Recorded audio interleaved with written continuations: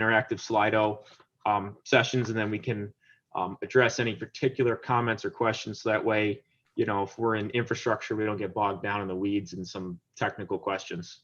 It'll help, I think, make it go a little bit more smoothly. Slido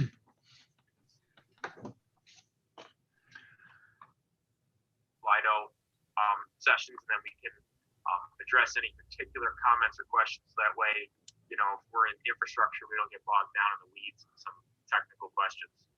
It'll help, I think, make it go a little bit more smoothly. We're getting some feedback from someone. Does someone have it both online and on the on YouTube? That's normally how we're getting the feedback, and I'll bet you in 2 seconds someone I repeat this.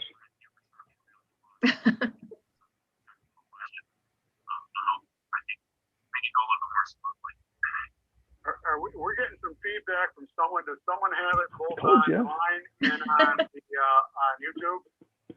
That's normally how we're getting the feedback, and I'll bet you in 2 seconds someone I repeat this. Hold on, Dave. I think that might be me. I'm trying to find it. Just close your browser with YouTube, give me a please. second. I'm trying to find it. Okay. Okay. I think we should be okay now. We'll see if you repeat this in 2 seconds. If you don't, you're successful. Yeah, I don't like that. I don't like the sound of my own voice to begin with, and now. Okay, I guess we are ready. Okay. Right, guys?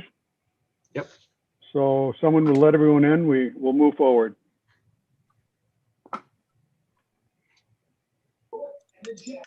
By staying in this meeting, you consent to being in live stream. Anyone with access? Okay, got it.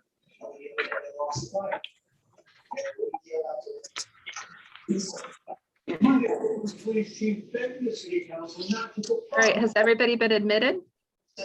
Build up. Build up. Build up. Build.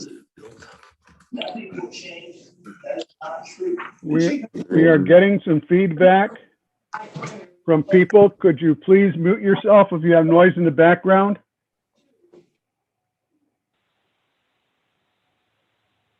Thank you. Thank you. On the screen right now is a QR code. If you have your cell phone on you, you can use your camera and put it on the QR code, and it'll direct you to a website called Slido, or you can go directly to www.slido.com and enter the code 586720. We are using Slido tonight just for a little bit as a way of allowing people who don't want to speak to engage with us. So we'll be asking some polling questions and allowing people to enter in some responses.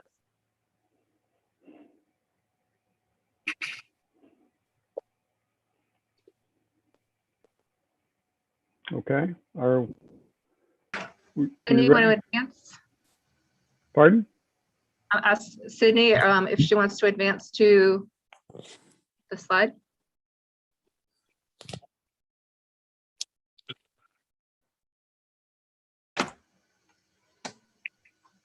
Good afternoon. My name is Dave O'Brien. I'm the chair of the IDA. As everyone knows, the Fort Edward dewatering study to the Fort Industrial Park has been a good benefit to Fort Edward for many years while GE was doing the processing. Since that time, we have John Davidson, Fort Edward LPDC have been trying to market this area in terms of getting it. While we've had several different interested parties, one coming down to only being stopping the process due to COVID issues within their environment. We thought it was time to take a fresh look at what this site is, what the infrastructure needs are, why the infrastructure needs, what are the things we can do to benefit marketing this property properly. One of the areas that is a significant issue is sewer down there. I think most of the prospects that have looked at this area have really liked the area, but sewer has been an issue. There has been some issues with water. There are some issues potentially with electrical structure. And not these are bad things, but they just need to be taken care of to market this property, property properly and to get people in there and interested in the property. There are three very valuable assets. Is first, there's 4 miles of rail on this property. We are currently doing with Fort Edward LPDC and WCC are marketing grain. Grain is coming in. Farmers are taking the grain out. Some is going to wholesalers and being sold. So that's in there. There's also a very valuable asset in the canal on the other side. I think these assets are really good. We just need to understand how we need to make use of these and look at it. But the first stumbling block that we need to solve are the infrastructure issues. Part of the reason for this study is we need pre-engineering study, which has been completed on replacing the bridge to put a permanent long-term bridge in there. The second is pre-engineering, so we can release the money that we have for the engineering studies for the sewer. And the third is the other infrastructure issues we need to deal with. Are they real issues or not? Are they not? No, but let's be ready to identify these so we can look at that. We have several sources of revenue and grant money that's potentially to come in to help market this, to help fix this site up and get some of these things done. But the problem is it needs to be done in a good fashion. And once we have that complete, I think you'll have some very valuable assets and industries that want to come to this area. So a lion's share of this is identifying what the infrastructure needs are, doing the pre-engineering studies, and doing for both the bridge and the sewer, and anything else we need to identify. This study was provided through money provided by USDA as a grant, and there was another partner, and this is National Grid, has also provided some funding to help do these studies. So I think we'd like to see what the public input is. I know we spent a lot of time on it. A lot of people are identified with it, but we need a fresh look at this. We need a fresh look on how to market this property, how to get people in this property to make sure that we bring good qualified candidates in. They're going to make a real impact to Fort Edward, who's lost quite a bit in assessed value and employment, as well as Washington County has. But we need to help develop the economic part of this area and see what we can do to bring industry in to help fill the gaps left by the departure of GE and several other industries over the past few years. So with that, I'd like to turn it back to the Sampson and Weston and Sampson folks who have a plan to accomplish tonight. And thank you for attending, and we appreciate your interest. Thank you. Hi, I'm Caroline Wells with Weston and Sampson. Sydney, can you just roll that back, the slide back to one, please? Thank you. So let me just give you a background of Weston and Sampson. We are an environmental engineering firm. We are about a 120-year-old firm, and we specialize in mostly municipally based infrastructure, water, sewer, environmental issues. We also do urban planning and architecture and design. In this case, we have partnered with RKG Associates, and they are supporting the economic analysis and business analysis aspects of this project. On the Weston and Sampson team, we have Jeff Boudreau and Joe Zongel. On RKG Associates, we have Eric Halverson. So I will periodically turn over the slides to them. So tonight, we're just going to give you a baseline overview of what we are studying right now, what we're seeing in the data and in our conversations with regional potential partners. So Jeff and Joe, who are our engineers on this site project, will give an overview of the site and what they're seeing in terms of strengths and constraints to development for the particular sites that we're looking at. From there, we'll shift on to looking at the economic aspects of the site. We've identified some possible economic emerging industries that might be beneficial for the site and for the local economy. And then we're actually asking for the participants' feedback. We'll ask some high-level questions, but at the end, you'll also be able to vocalize any questions, comments you might have. We will this is largely a listening session on our part. We want to answer any questions you might have and hear any thoughts that you might have. But we will not likely get into too much of a give and take on different ideas and their possibilities, because we want to keep this fairly high level. So it's all about envisioning the best for the site and for the area. We hope that the participants will use their own local knowledge to help us engage to identify the best opportunities for the site. Next slide, please. As Dave said, this site has a long history of remediation of PCBs in the Hudson River. The site cleanup lasted for a number of years, but in 2019, the EPA gave the green light for new development. As we look to the future of the site, the WWIDA received 2 grants to fund our study. Our task as Weston and Sampson and RKG is to look at the capacity of the existing infrastructure at the site, and also any lingering environmental concerns if they exist. Identify what our baseline needs for any new industry that might be coming in, but also if we are targeting particular industries, what their particular infrastructure needs could be. We're also looking from an economic perspective at other industrial parks in the region, what they're doing, how they're being financed, how their properties are turning over, how they're structured, to learn what we can from other places. And to see where we might have either synergy or complementary potential businesses to offer for this site. We're also looking at potential funding sources that could help support construction of new infrastructure or perhaps support innovative new business models. And we will be helping the WWIDA outline next steps for implementation so that we're not just giving them with a plan, we're actually giving them next steps to see this through to realization. Next slide, please. I'm going to hand it over to Jeff Zongel, Jeff Boudreau and Joe Zongel to talk about the site constraints and strengths and weaknesses. Great, thanks, Caroline. I'm Joe Zongel. I'm the team leader out of our Albany office, professional engineer. Been looking at the infrastructure side of things. Jeff and I, that's really our forte. Also with us is Kaylin Loki. She's a professional geologist, so she's been looking at the environmental side of things as well.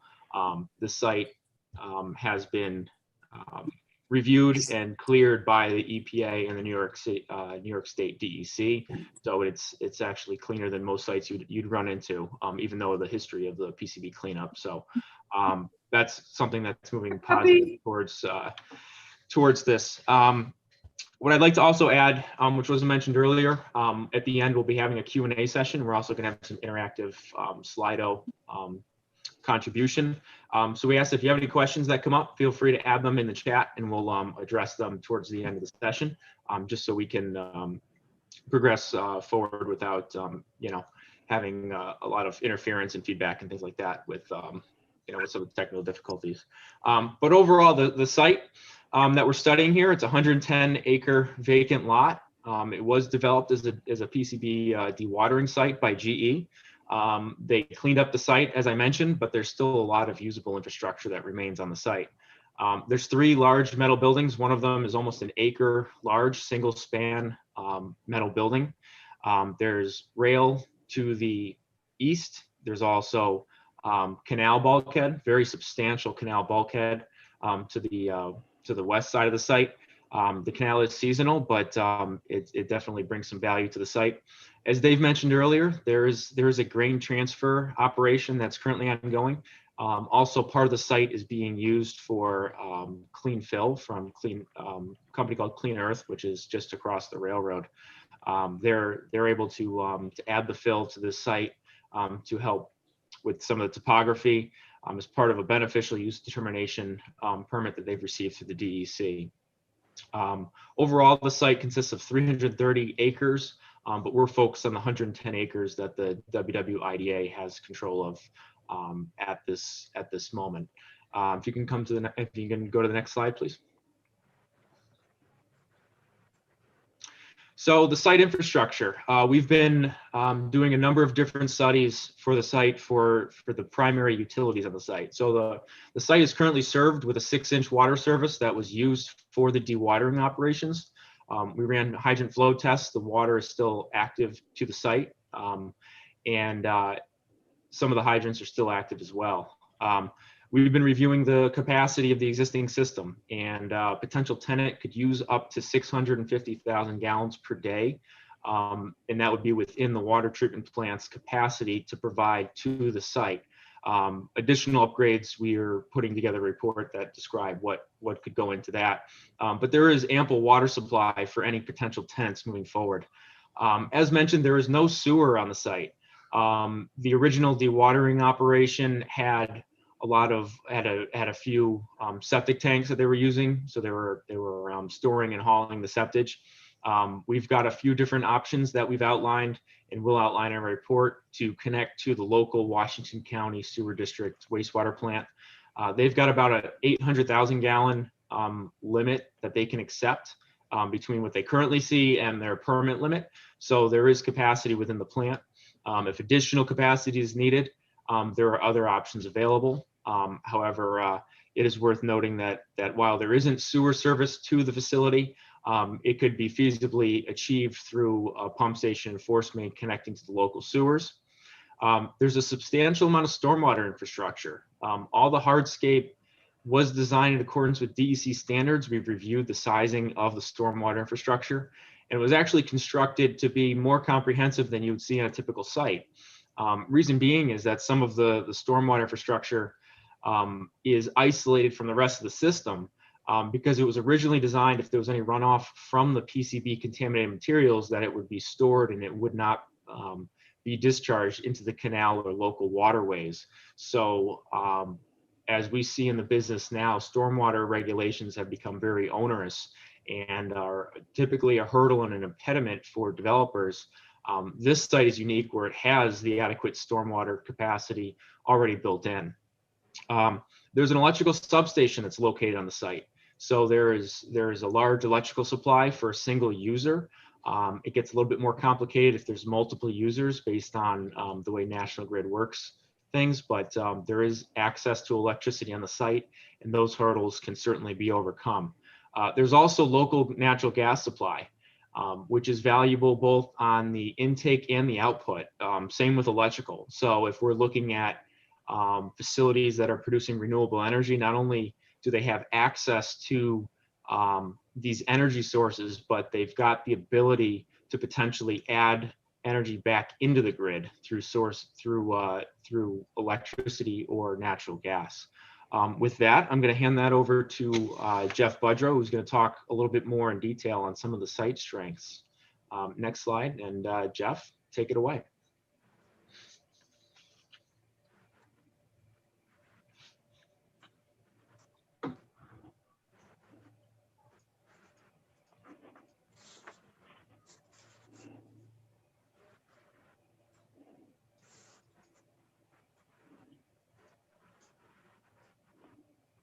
Jeff, you're muted if you're. Okay, can you hear me now? Yes. Yeah. Yep. Wow, you missed my big intro. Okay, well, anyway, Joe and I are well tuned into a lot of the site issues, being as how we're civil engineers. So let's talk a little bit about some of the site strengths. As Joe and as Dave O'Brien mentioned, we've got a rail line that runs along the west side of the site, approximately 4 miles in total track.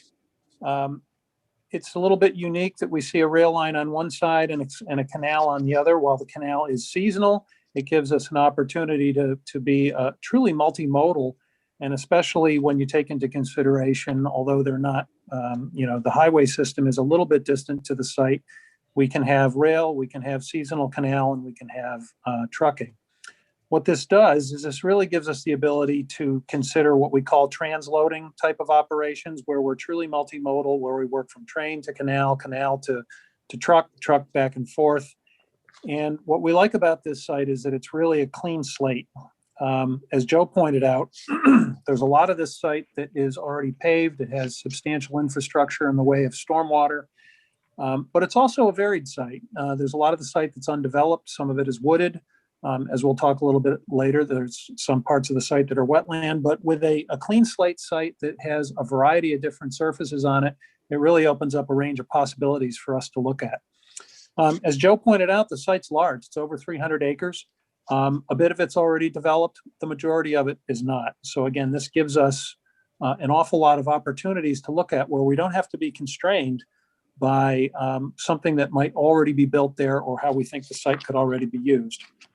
So we like the site. There's a lot of things going on there. We've let our minds run free with the kinds of things that we consider. But the site does have some constraints. So if we could go to the next, one. Joe talked a little bit about utilities. We find a lot of very interesting things to look at on the site. It generally has a lot of the utilities that it needs, but what we find when we dig into them is that they weren't built to a standard that might be as usable as they could be for an industrial park. For example, the water system, Joe pointed out, it has a 6-inch service. It has a capacity through a fire flow test of maybe 750 gallons a minute. That's not bad. That's better than a lot of small villages can have. However, it doesn't meet what we call 10 state standards. 8-inch water mains, better access to fire flows would be more desirable. The water system on this site was really meant as an industrial water system built to serve the unique needs of the dewatering site. It would need to be upgraded mildly in order to serve a more municipal role as an industrial site, which can be done. The capacity is there. As Joe pointed out, sanitary sewer is absent, but it's available. It's available on a couple of different sides of the site. One of the things we actually looked at three different alternatives. We can serve this site most easily with a pump station, and with a clean slate site, depending upon the amount of wastewater that we wanted to pump into the system, which has adequate capacity, as Joe said, we could go do a small, medium, or large pump station.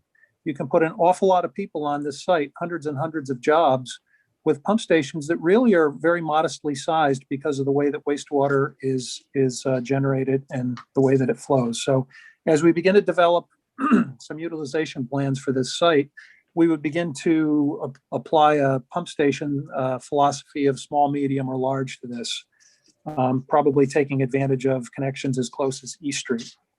Joe mentioned storm. I don't want to dwell on that. That's really not a site constraint because it's really amply sized and it was well thought out to contain all the stormwater on this site. Very unusual. We usually don't get a site that comes with a built-in storm drainage system, especially one to this extent. Electric and gas. The electric on this site is a bit of a two-edged sword. It was built with a very ample electric service. It was reported that the dewatering operation never even came close to using but about half of the electric power that was provided to the site.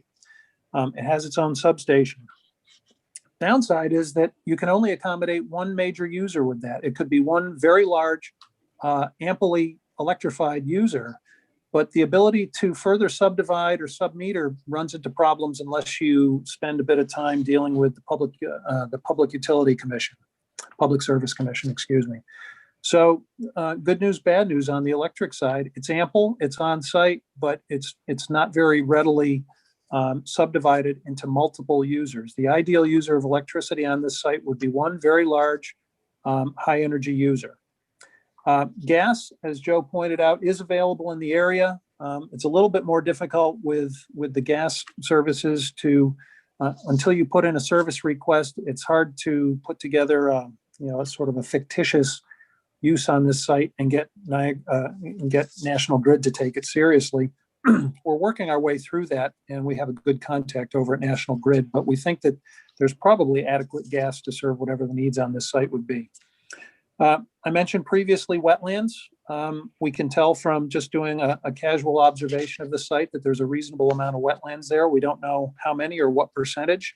We'll probably be making some estimates in our report of what might or might not be considered wetlands because we think that it's very germane to the future use of the project, especially when you consider that not only are the wetlands to be avoided, but they may block access to other more usable parts of the site. So it's going to be important that we try to at least make a cursory quantification of wetlands. Excuse me, tax liability. $1 million tax liability out there, that's a big problem. It's a big problem for taxpayers. We would like to find a very large user of this site who could take on that liability or maybe leverage some tax advantages. We can't really speak on that now because we're still in the formative stages. Other locations, several other IDA industrial parks in the area that offer competing sites that may have other benefits that are more attractive than this site. And lastly, but certainly not the least, is the highway access. While it's robust in the region, it's not robust right next door to the site. So that's my discussion of utilities and some constraints. Next slide. And Joe, who's up next? Me. Okay. So now that we have a good overview of the existing infrastructure and our strengths and constraints on the site, we're going to shift over to talking about the economic development research that we've done and the opportunities analysis that was conducted. So looking at site constraints and then also economic opportunities, it's a bit of matchmaking, right? So we have to find the right opportunities that match the infrastructure and site constraints that we currently have. So we take our infrastructure needs and we look at what permitting needs particular industries might have. We also look at other requirements, like whether or not they have skilled labor requirements, what sort of utilities they might require. On the flip side of that, we're also looking at what are those opportunities offering us back. So not just in terms of revenue, but also other co-benefits that might be realized. For example, you can have industries that are sort of in the same fields. And so you've got some job creation going on there. You've got some innovation and skills development on site. Then you've really got something that's sort of innovative in cooking so that you can draw in other similar industries. I'm going to shift this discussion over to Eric Halverson at RKG Associates to elaborate a little bit more on our opportunities analysis. Great. Thanks, Caroline. Good evening, everyone. Eric Halverson with RKG Associates. As part of this study, RKG collected and analyzed demographic, economic, real estate, and also workforce data to try and better understand not only development opportunities and maybe what industries we should be targeting for the site, but also the regional assets that make this site unique or marketable compared to others across the two-county region. So we know the region has a legacy of industrial and manufacturing with a workforce that holds many of those skills to fill future jobs here on the site. Future industries at this site will likely require a combination of both skilled and unskilled workers.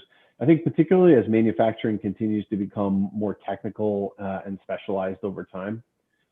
Emerging industries such as green energy, agricultural technology, advanced manufacturing processes, and waste to energy production, I think can benefit from these regional partnerships with energy companies, existing manufacturers in the region, the farming community leveraging the agricultural history, particularly in Washington County, or even community colleges and extensions to utilize the site in unique ways and really try to satisfy space demands for multiple partners. I think that's the key for this site.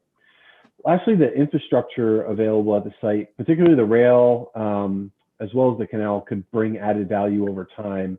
And I think they help to set this site apart, I think as Joe and Jeff and others have mentioned, from the other industrial sites that are around the two-county region.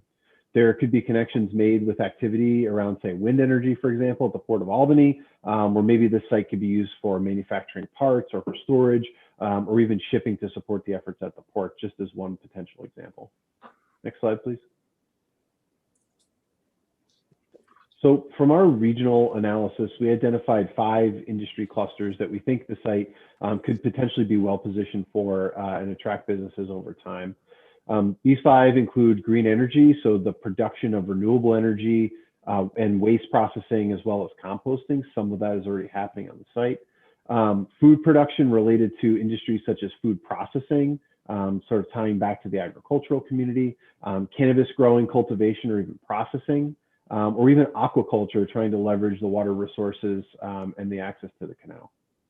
Manufacturing, of course, continuing the legacy that the region has by looking at, say, the processing of organic materials like wood or wood pulp, supporting manufacturing for renewable energy, or maybe even finding new ways to support the medical device manufacturers that exist in the region, thinking about new ways to innovate those technologies over time.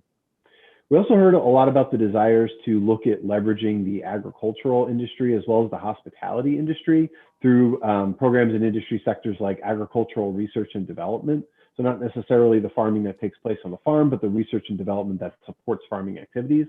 And also training for hospitality workers. We know that's a big industry sector in the larger region, but also a need from a workforce development standpoint. And finally, the site could possibly support warehousing and storage, particularly with ways to utilize the rail yard for transportation of bulk goods, or even maybe the storage of rail cars. And also thinking about ways to leverage the canal as well. This site, as I think Jeff was mentioning before, is a bit more removed than some of its competitor sites around the two-county region from, say, I-87 or other key transportation corridors. So the typical kind of storage and warehousing that we see around the region, also around the country, may not be the best fit here, but I think there are some unique ways to leverage other assets, particularly transportation assets at the site. So Caroline's going to go into the target industries in just a little bit more detail here. Yeah, so these next slides, we're going to do a little bit of a deeper dive into each of those industries. It says benefits, but of course, with each of these industries, we look at both costs and benefits as we analyze whether they're a good opportunity for this particular site. Green energy is interesting, obviously, because it's an emerging industry with a lot of benefits. Not only are we benefiting the environment generally by promoting the reduction of greenhouse gases, but we also can tap into what are now becoming new infrastructure ideas, new sources of funding that support the build out of green energy.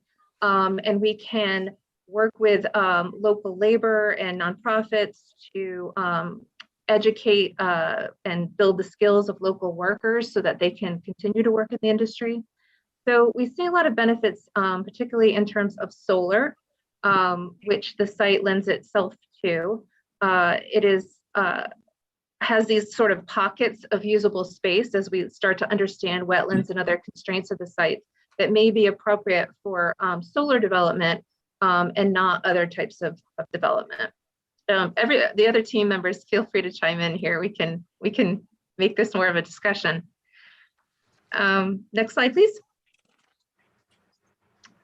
Biosolid processing is another type of green energy. So we would pull from other waste generators in the area, of which there are a number of them, produce biosolid products, and these products can be used locally as well. This has environmental impacts, but it also has some local cultivation of local skills, local industries as well, like agriculture and other producers. Next slide, please. Composting is along a similar vein. It can save money on transfer, and it can help support local agriculture. It also reduces greenhouse gas emissions and reduces our landfills. Next slide, please. Caroline, if you don't mind me jumping in, just to put a Please bow do. on some of the green energy. So we do a lot of green energy as a firm. So through our networking and through some of our client base that we've established, we have some interested parties that are in the green energy development market. So these ideas come with some backing, and we've done some interviewing and discussions with some of our clients that are expressing some interest, and they're looking at it as an opportunity for solar biosolids. We've had discussions with the local wastewater district where we can take their solids and digest it.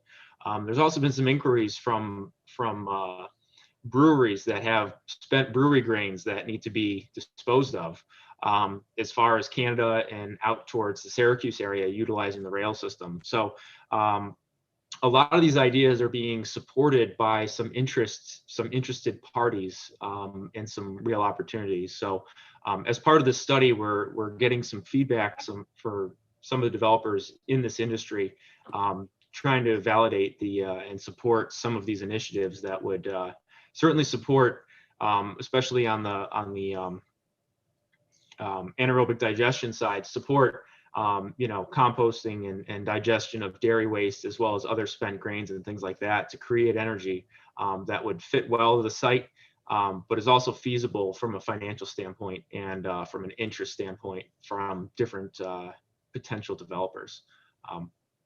Caroline, you can continue. I just wanted to provide that little bit. Thanks. Mm-hmm. Next slide, please. Sort of along that same line, food processing is an interest to a lot of different areas of the country. In New York, there is potential for aquaculture, even inland, but also food processing. So there are a number of ways of adding value to food and to raw products and creating products that are ready for market, whether that be slaughterhouses, farm to table, canning and bottling. And also we threw in cannabis, even though it's not obviously food unless it's an edible, just because it's processed in similarly constricted, supervised environments. All of these have potential to tap into local innovative groups or university programs. They all require a certain amount of skilled labor, but could be combined with an educational program, particularly for people who are not necessarily college bound.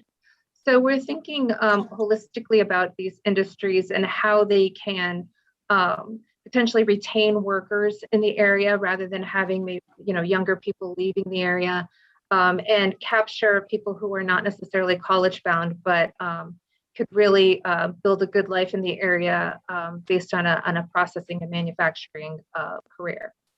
On the next slide, please. And feel free, everybody, to jump in. Similarly, manufacturing is historically, as Eric said, the career path for many people in the area. They work in some form of manufacturing, whether it be tissues or paper or wood pulp. We see a lot of potential in the conversion of organic materials into some product. Also, medical device manufacturing, it already exists in the area, but there may be potential to fill some gaps in the industry or work with other industries and create a more synergistic production line. Next slide, please. I called on this before, really thinking about how the site can build local skills, worker skills. There are a number of ways that can be done. We've had some interest in looking at the agricultural industry in the area and thinking about innovative ways to use, for example, dairy products, or to tap into, as Joe said, the breweries and use some of the spent grains, and finding new uses for agriculturally based industries and their products, especially if those products are in decline or not being utilized as well as they could be. Hospitality is another area where we could look at training workers to serve in the tourism industry or in food processing, as we mentioned before. Another idea that came up from Sydney, my intern, is the idea of carbon sequestering. A number of young companies are looking at how to manufacture. I should actually ask Sydney to talk about this, but for example, a lot of the construction industry releases a lot of carbon into the atmosphere. New industries are looking for ways of sequestering or pulling that carbon out. So new ways of manufacturing low carbon construction products. Next slide, please. Caroline, if you hold on to this slide for just a moment. Oh, okay. I just wanted to add, we've had some what I felt were very solid conversations with SUNY Adirondack, and they're based out of Warren County. They've been looking for some additional space, and they're supposed to be covering both Washington and Warren County. A few different options that they threw out there was that they have a business incubation program that they'd be looking for some space, as well as a technical training center, which some of these existing buildings could support, as well as there's been some partnering industries such as the paper industry. A few manufacturers have offered to donate robotics to help support training, to help support the workforce. So these options are enticing to the local community college and would help keep some of the local college students within the area and provide them the skills they need to whether it's jobs that would potentially be on this site or other in the area. So we've been trying to vet some of these ideas with some, as I've mentioned earlier, with some of the people that are in the industry currently. So these are certainly real opportunities. Caroline, you can continue. Okay, great, thanks. Next slide, please. And then finally, I believe is transfer and storage. So this is a traditional use for an industrial park where we could utilize the transit rail yard where products could be taken in and held for some period of time, switching lines. And also there could be build out of warehouse and storage on the site so that the property can house products rather than work on manufacturing them. So any other thoughts on warehousing and storage that anyone wants to add? Okay, great. Well, next slide is Slido. And what we're asking you to do is if you can join us at Slido, you can either scan the QR code, which will take you right to the site, or go to www.slido.com, enter in the code, and rank the industries which you find the most interesting. So if we could just take a moment and do that, we will wait until you're ready. Usually it takes people a little bit of time to get into it. Caroline, back on the last slide, which I don't want you to go back to, but you sort of flipped it before I could get myself unmuted here. Sorry. The interesting thing that we learned as we're sifting through the pile of documents that have been created for this site is that the IDA had a very brief study done on the utilization of the canal, which was quite interesting because it really focused on how it could have synergies with the canal, not only going north, but going south, which ties directly in with the Hudson River, and then obviously through Albany and New York City. We talk about the seasonal nature of this canal, which might be a bit of a constraint, but we really see this canal as something that's a benefit. And the report pointed out that the vast majority of the canals in North America tend to be seasonal, especially up in the Great Lakes area. So manufacturers will time their production and their shipping so that it works cleverly with the availability of canals.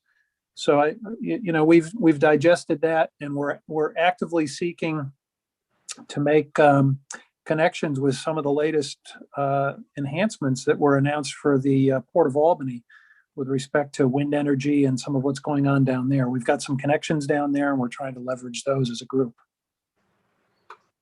And as the votes are being tabulated, the reason for this meeting and for the Slido, which I find to be very useful for us, is we've actually created a matrix which we have all the different industry types. We've got all the different categories in terms of infrastructure needs, permitting, revenue, whether it be short term, long term, the jobs that it's going to bring to the area, those types of things. Really, the purpose of our study is to score these and try to find, what's the best fit for the site, but without asking some of the local community. That's really what we're trying to do is look for your feedback. So we appreciate everybody that's going to be contributing to this, because this is going to be used in helping us score this matrix to help guide the direction. When we went into this job, really our initial focus was that, that this site, we need to brand the site and then sell the brand. So it's really important that we have local feedback for what we feel not only is good for the site, but is good for the local community and can help enhance the economic situation and the local industry in the area. So the intent is not to be competition, but to provide companion co-location type businesses to support what's currently existing within the area. So we appreciate your participation. That's great. And it does look like, based on the votes we received, that manufacturing definitely holds the lead of what excites people the most. Green energy runs second. It looks like it's somewhat tied with innovation and skills. And then less exciting is food and transfer and storage. Great, thank you. How about the next slide? This one's a little bit more specific. Rank the market opportunities by which you think would be the most beneficial to Warren and Washington counties. Take a moment and answer.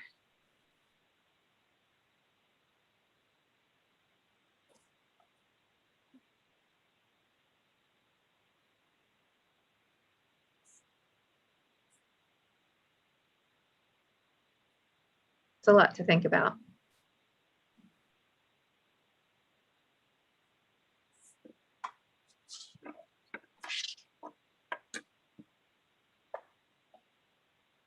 Ooh, okay.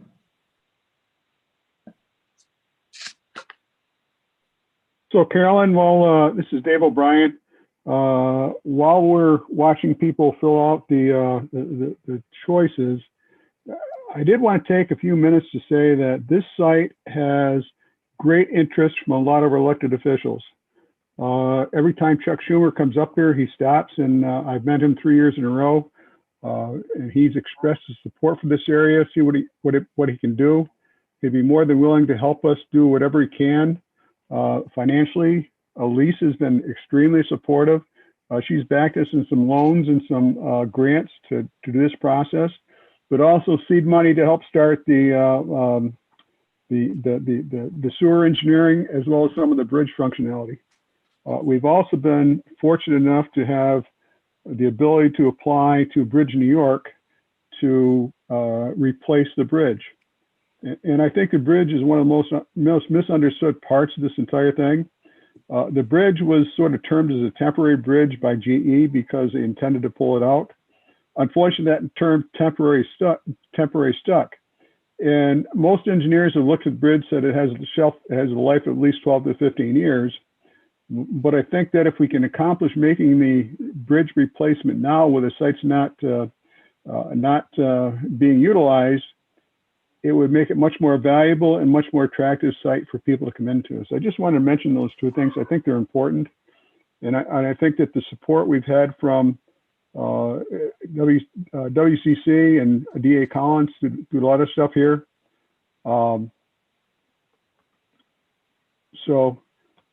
It's a base for the site. It's a great site, and I can continue on, but we'll leave it at that.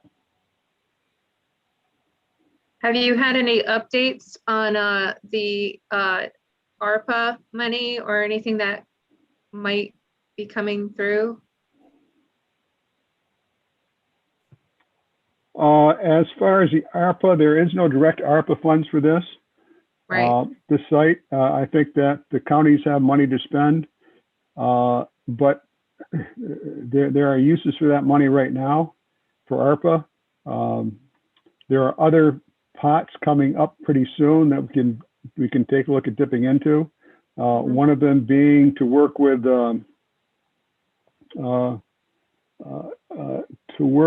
what is the rebirth of what we'll call earmarks, which both Elise and Chuck Schumer and Senator Gillibrand have been able to put us on for targets for this site. So there are areas of funding available. There is more sources too. I know that we're working through the Lake Champlain, Lake George Regional Planning Board with the Economic Development Agency, federal. They're interested in participating in the site, but we need to get the stability of the site ready. We need to get the pre-engineering studies done. We need to get the pre-sewer engineering studies done. And unfortunately, everything takes time. Yep. Great, thank you. And looks like we've had some shift in our responses here. Biosolids processing is quite popular, followed by renewable energy, organic materials processing, composting, transit rail yard, food processing, cannabis. I don't know if there's more below that. But that gives us a good sense of what the priorities are, I believe. Great, thank you. That was a tough one because it was a little bit long. And for our final question, before we open it up to Q&A, somebody just asked, what was the total number of voters? There were 7 people who put in that submittals to that last question. I think we have about 7 people participating. What benefit would you most like to see for the site's development? Would it be job creation? Would it be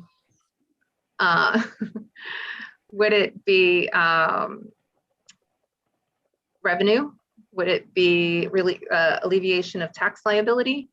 What is it that you see as the most important benefit that the site could be deriving right now? Take your time. Oh, and this is, you get to enter your own word. Please make it nice and clean. Is this going to be displayed as a word cloud, Caroline? I believe so. Are you going to have that survey available to the community after this, or it's just for attendees?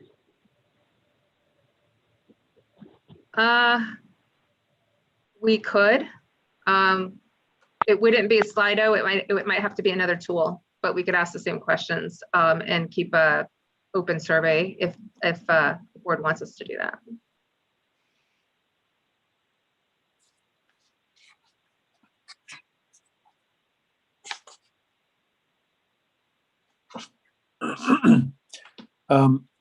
I just peeked ahead to the last slide, Caroline, and it does say on the thank you slide that additional comments can be sent to the info@warrenwashingtonida.com. So there is a meaningful portal there for exchange of information, comments, constructive comments and things like that. Good, thank you. That's what I get for looking ahead. I typed it. You think I'd remember?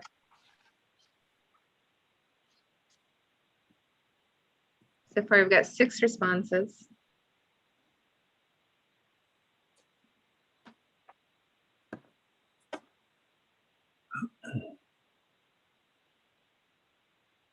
Seven.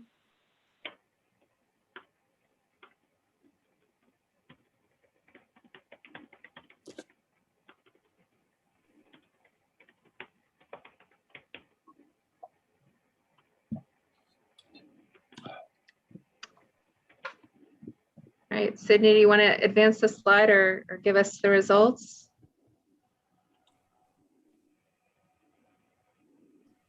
Or will our word cloud be a mystery? Yeah, if we could share the word cloud, I think that would be helpful.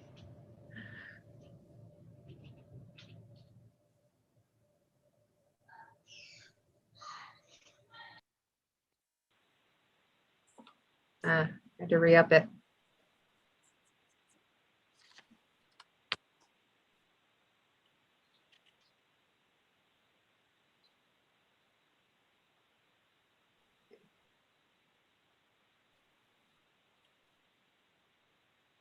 I'm not sure why it's not coming through. I just refreshed it, but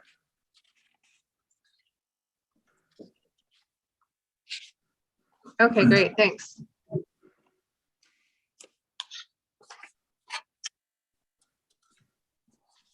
Are you not able to share it, or you're not able yeah, to? can you hear me? Yes. Oh, okay. Yeah, no, so I don't know why it's not coming through. I did refresh it. And I keep going back to the slide, but yeah. I'm not sure why it's doing that. It's not even coming up on my end. I don't see it. All right, well, that's a bummer. We can put the word cloud out later if we to our attendees and we're posted on the website. And can we advance to that last slide so people, if they need to, can take down that email address and supply any comments afterward.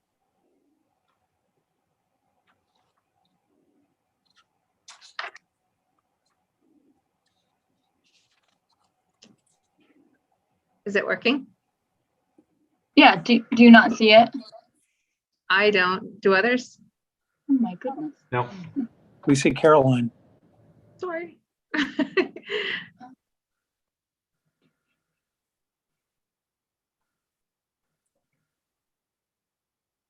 There All we right, go. now, thank you. Beautiful. So info@warren-washingtonida.com. You can send your comments there if something occurs to you later on or something pops into your head that it seems like a good idea. Email it on and we'll take it into our meeting portfolio that we will create from here. That's all we have as far as a presentation. So let's open it up to any questions or comments that anyone might have. You will have to unmute yourself.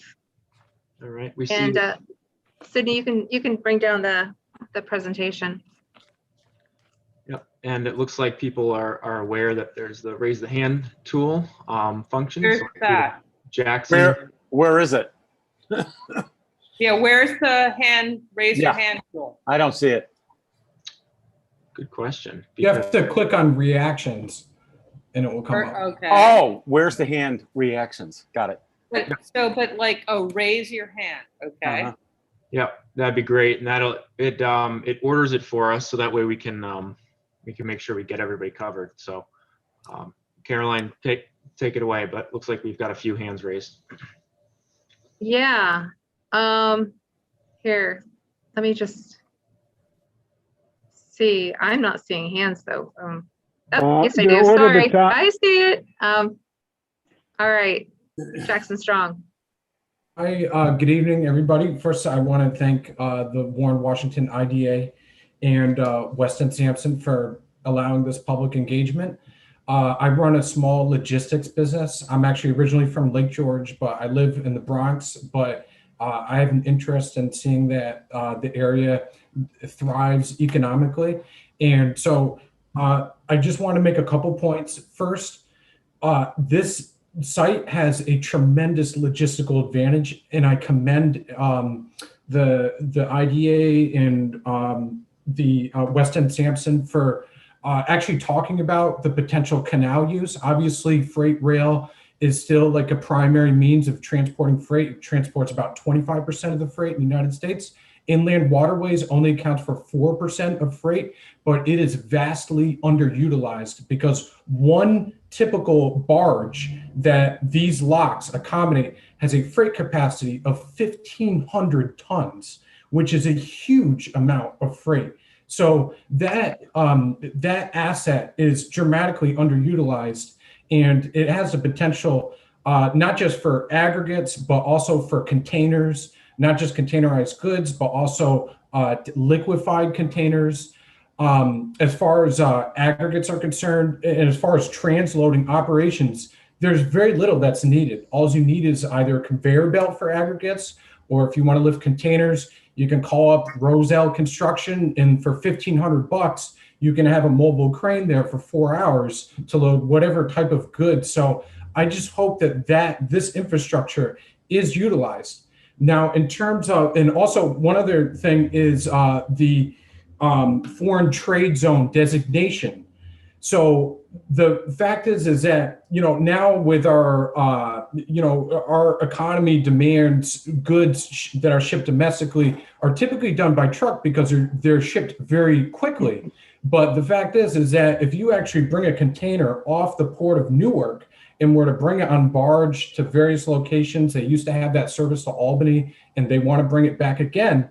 But if you were to bring these containers to Fort Edward, even though a barge goes very slow, the fact is that you can actually have those containers available for users in that foreign trade zone even faster than if you were to have to wait for the dwell time at the port where it sits before it receives customs clearance. So even though the barge is slower, it actually will get you the container quickly than you would otherwise. And that is a very valuable strategic advantage. But one particular use for the industrial site that I want to highlight is the potential for concrete prefabrication.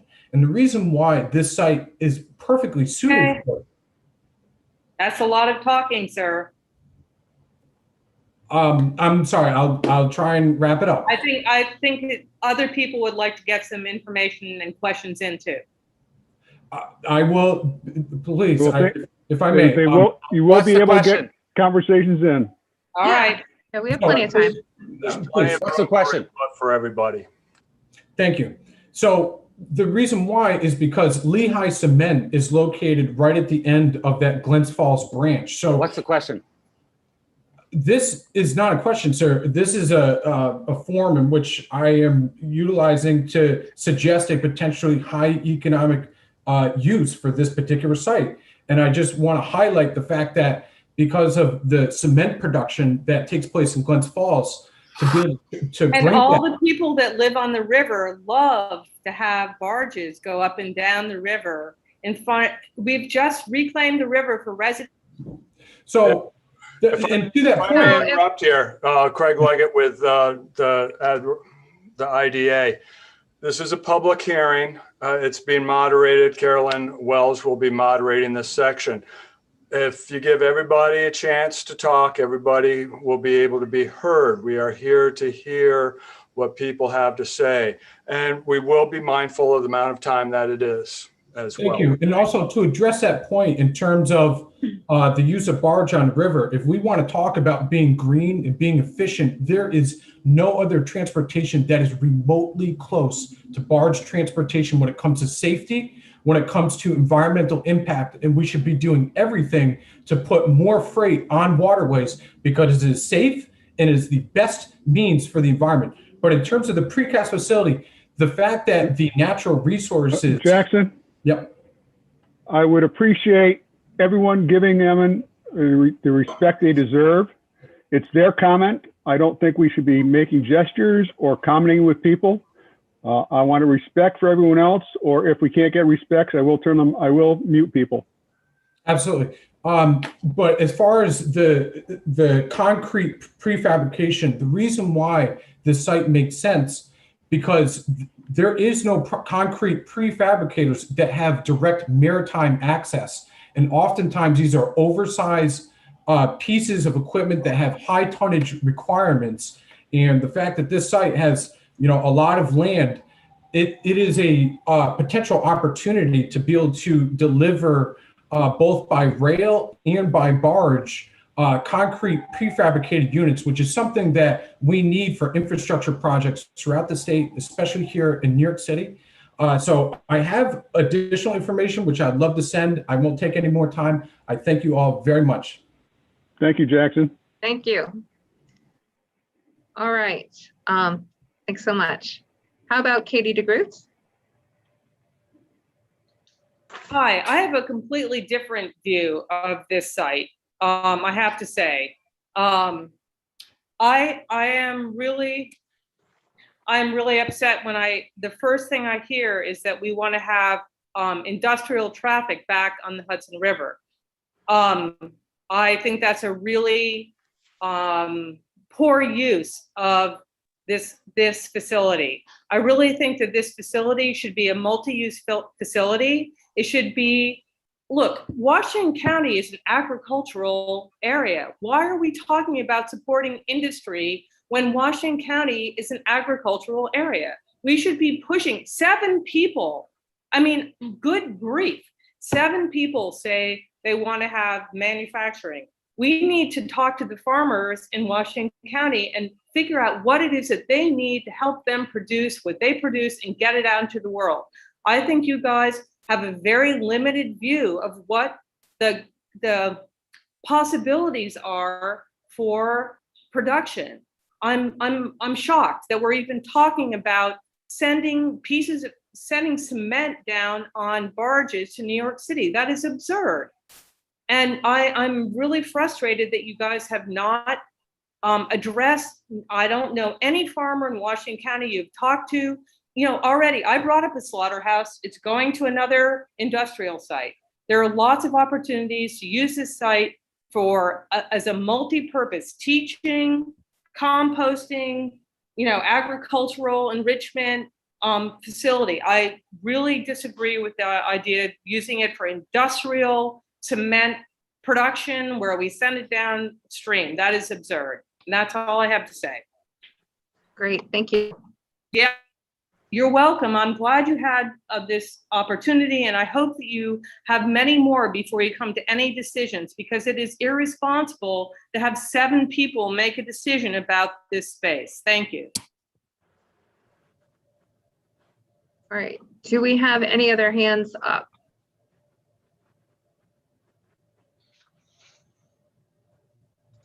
I'm not seeing any. I do not see any on the participant board. Is there anyone else who would like to ask a question or make a comment?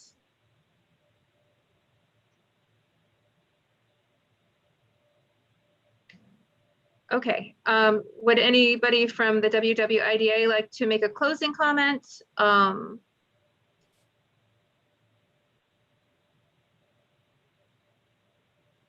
My only comment is I want to thank everyone for participating. This is a process, and as a process, we have to identify how the best way to market this site is. And although I think that there is desire to target industries from a lot of standpoints, we're going to be somewhat constrained by those industries who are willing to make an investment in this site. And there has been a lot of talk with agriculture, and there's a lot of thought with agriculture within Weston Sampson and discussion. So we'll see what comes out. Thank you all. Yes. And Thank from you. the Weston and Sampson team in RKG, thank you very much. This was a listening session, and we were glad to hear the input that we received, and we will integrate it with our research and thought. Please, if you have anything in the chat or you want to send it to that info email, please do. And thank you so much for attending. I think it was a good presentation, a lot of information, a lot of good stuff there. Thank you. Thank you, Caroline. Thank you, Weston Sampson. Terry Middleton, I'd like to thank the IDA and the engineering firm for this. Thank you. Thank you, Terry. Well, with that, have a good night. Good evening. You as well. Cool. Stay cool. Yeah. Good night. Thank you, everybody, for your time. We appreciate it. Thank Good you. night.